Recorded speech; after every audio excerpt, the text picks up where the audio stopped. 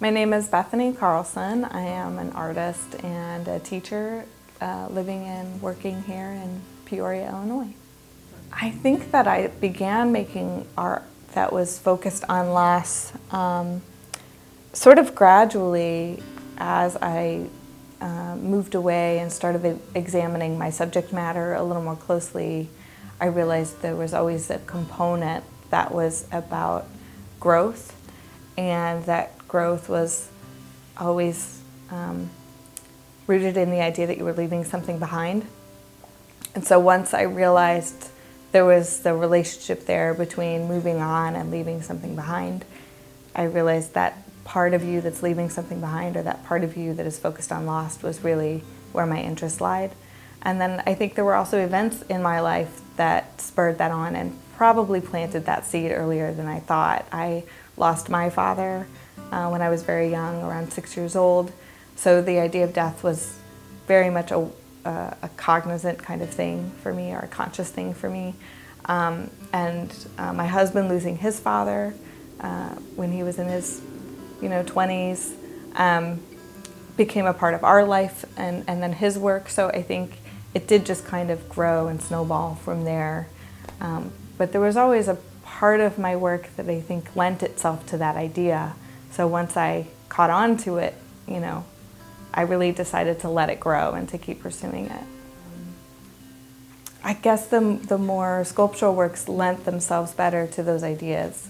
And the piece Beloved is one of those works where I really wanted to make a work that spoke to the ceremony of loss and the importance of that ceremony, because it helps us to go through the steps of accepting what has taken place, and it helps us to feel that we've done something, in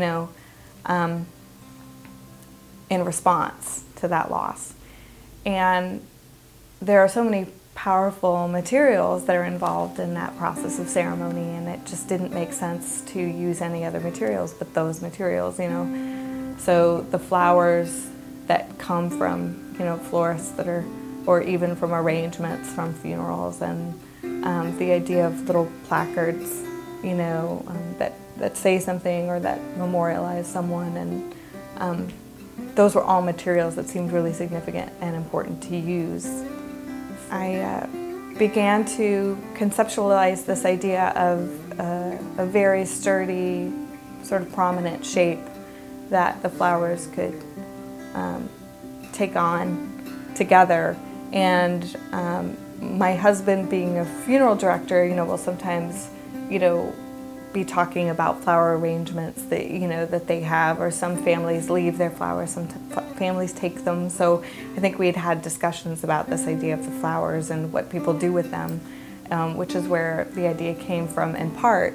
And so he began to speak to some of the florists that he knows via his work, and a couple of them, volunteered to give me the flowers that they weren't using.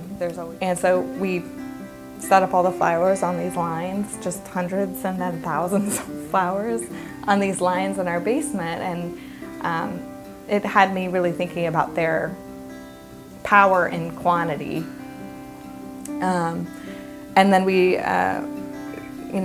my husband and I sort of together started conceptualizing how we could build this structure, and it ended up being a wire mesh structure filled with sticks and such that would sort of hold the flowers in place.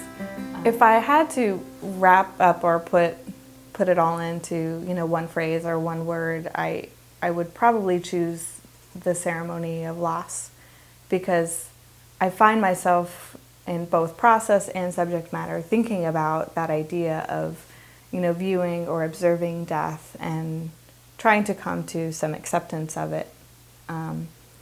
And so in both the process of making, drawing, sculpture, choosing materials, I'm continually thinking about that idea of ceremony and how one carries through those steps of coming to terms, coming to an acceptance, and really trying to deal with that reality of loss or absence in one's life. My name is Dawn Gettler. I'm an installation artist and I live in Peoria, Illinois.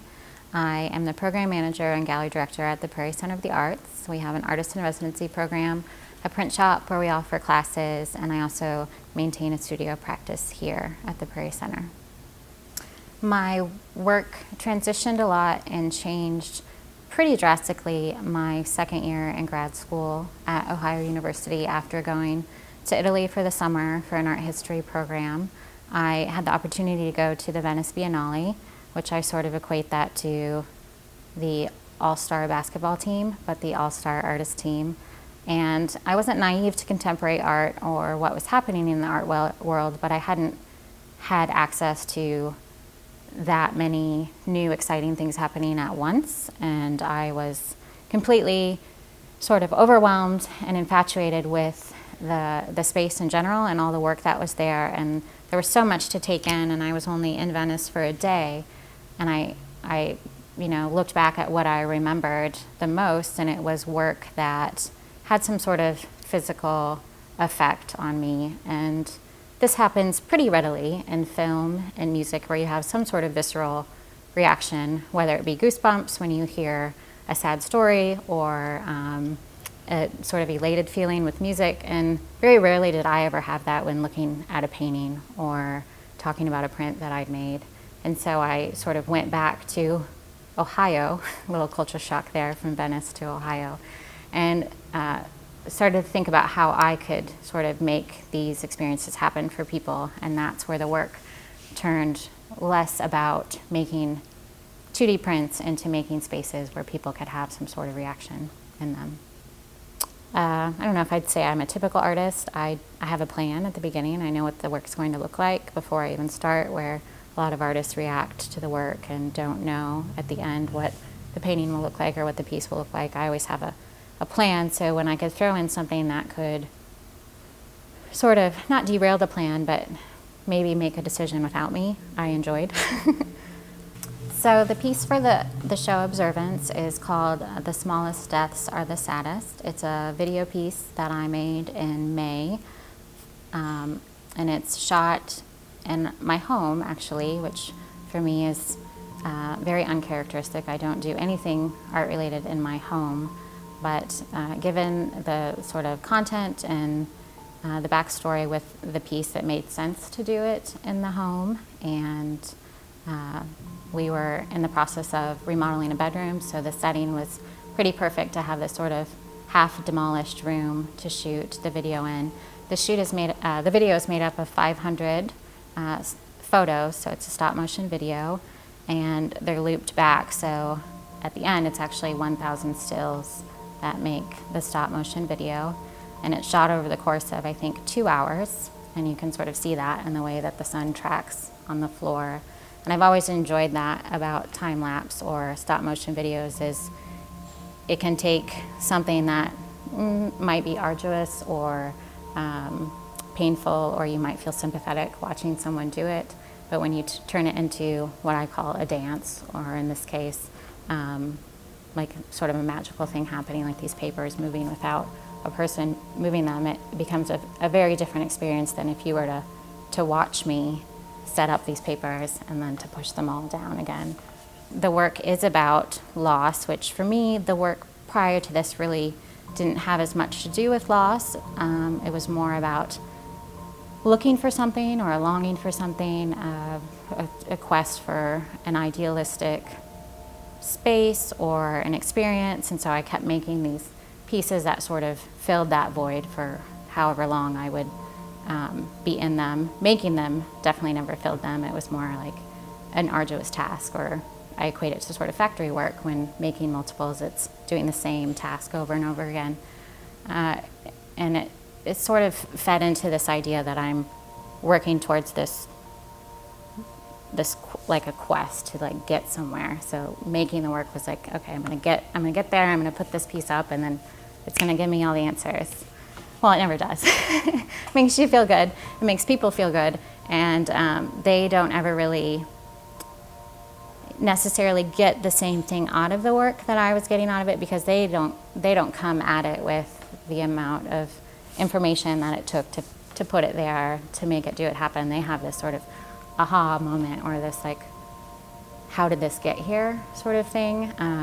So I always enjoy hearing other people's experiences with my work. It helps me deal with the sort of studio life, which is not always a fun life. And then back to this piece, it was, you know, I moved to Peoria, I got a pretty good job in the arts, and everything was sort of going well, and loss doesn't really discriminate, right? Like, you can feel like you have everything sort of stacked up and in line, and then all of a sudden it can just sort of level you, and that's the sort of experience that I wanted to create with this video, is that there's this anticipation happening. You might not even notice right away that the paper is actually there, that it's being stacked up, but as soon as it starts to get dispersed, there's this sort of, in my mind, like an anxiety of this paper getting sort of thrown about and not really knowing the cause of it. And so I was really interested in this idea that I could make paper do this without having any sort of mechanism, like a fan or any sort of motor distributing the paper, but I could do it in a way where I could distribute it myself and get out of the frame to shoot the photo. My name is Ann Coddington Rast, and I'm a fiber artist. Fibers is a really interesting field that originated in the 1960s, and it grew out of domestic art and domestic work, women's work. And I'm really connected to that idea of making or continuing that legacy and sort of working with it as a sculptural form rather than its original domestic origin. I started taking some courses in at California State Long Beach, working with Carol Shaw Sutton, and it was graduate work, and she was a fiber professor, and she basically taught me how to do this. I saw something in her office one Friday, and I said, "How did you make that?" And if you've ever been in a fiber professor's office, it's just like a cornucopia of beautiful things. And she handed me a small woven, twined form, and she said, "Here, you can figure it out." And it was true. I mean, after you've done different fiber processes like crocheting and knitting and loom weaving and other forms of basket making, you get a sensibility to the material. And so over that weekend, I was able to figure out sort of how it was made.